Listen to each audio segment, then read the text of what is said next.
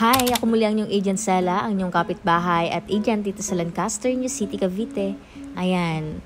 Nagkapasama ako kay husband kasi meron kaming friend na nagbebenta ng chili garlic oil.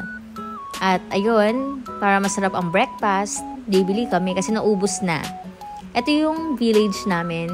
Dito kami sa Westwood 3, Lancaster, New City, Cavite. Shout out sa mga kapitbahay namin dito. Ayan, ito na yung bahay nila Miss Karen. At yun, ayun nga, nagka-car wash. At sakto pala, isa na lang daw natitira para sa amin na nga talaga. Ayan, palabas na yan. O baka interested po kayo kumuha ng bahay dito sa Lancaster. May mga available tayo ng mga pre-selling and ready for occupancy. Message lang kayo. Ayan, napakasarap nito. Nakasampu na yata kami yan.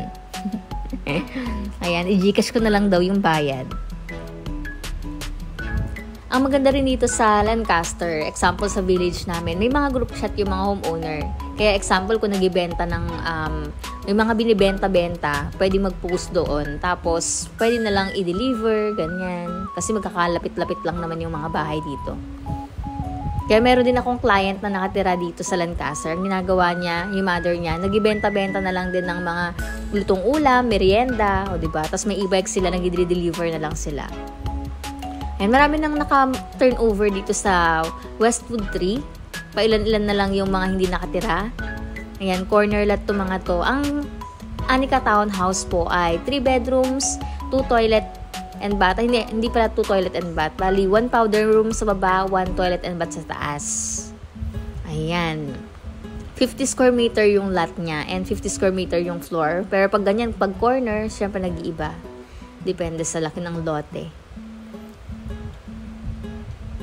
Yan. Lahat po ng mga house dito is may parking na. Pero yung iba, medyo tinatamad siguro mag-park sa parking nila.